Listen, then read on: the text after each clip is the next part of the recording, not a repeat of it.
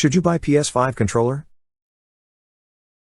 In this account, we talk about technology, gadget, marketing, and whatever we want. So let's get started. Could we see Sony offering a premium gamepad in the future?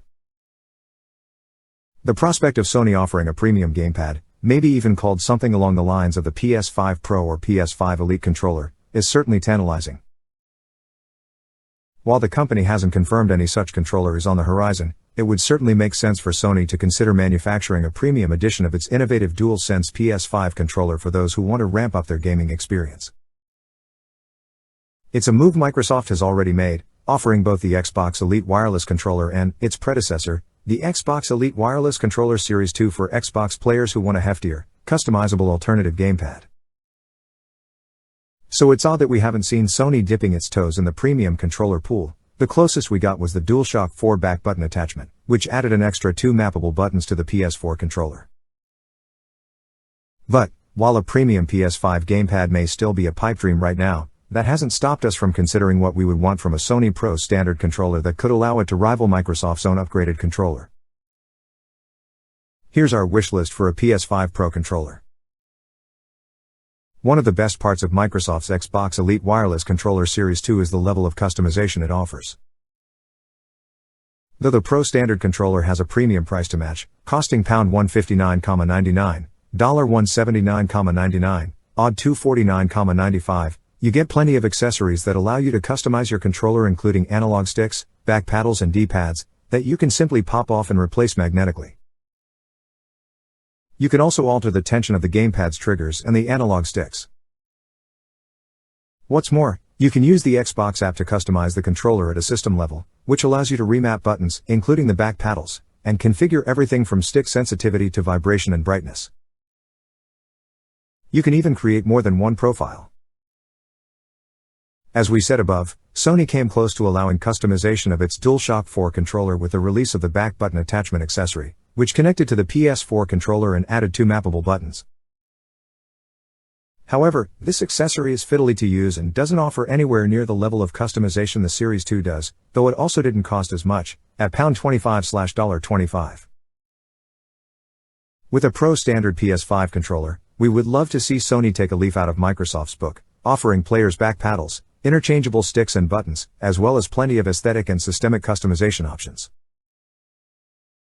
It would allow PlayStation players to have more control over their gamepad comfort and offering those who feel restricted by the button mapping the opportunity to tweak input to their liking.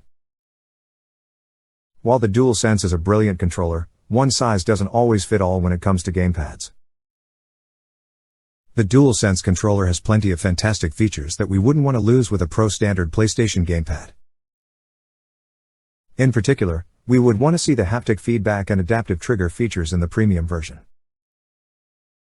Haptic feedback adds massively to gameplay immersion, when developers utilize it effectively, allowing players to feel sensations from a game through the controller itself. We've seen this feature used brilliantly in the likes of Astro's Playroom and Returnal, proving how great controller functions can enhance a gameplay experience.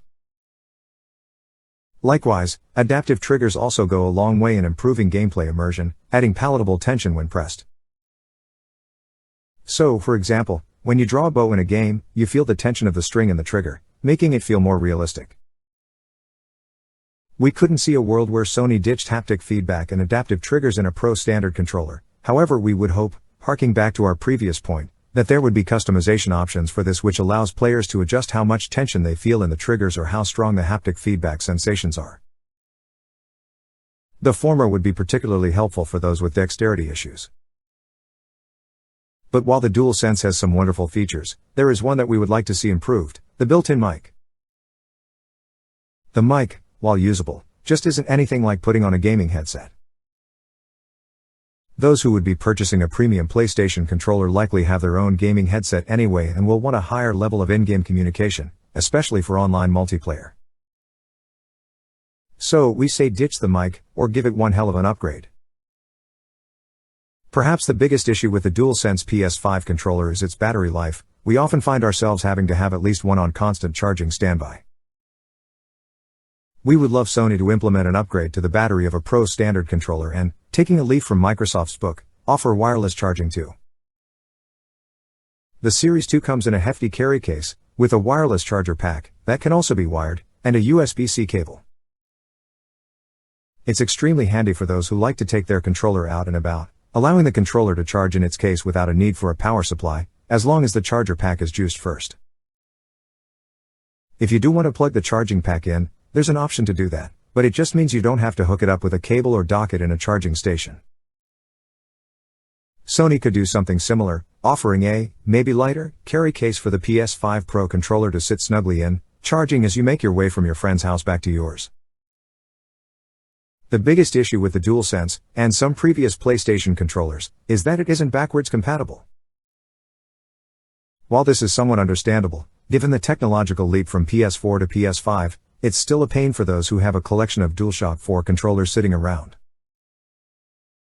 With a Pro standard controller, cross-generation support would be pretty important, particularly given that this premium controller would likely have a pretty hefty price tag to go along with it, likely over $100, so you would hope it would be pretty future-proof.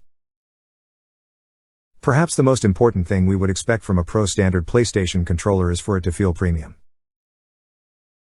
That means higher quality materials, a more polished, professional look, and maybe even an extra bit of heft to make the gamepad feel like a cut above the standard offering.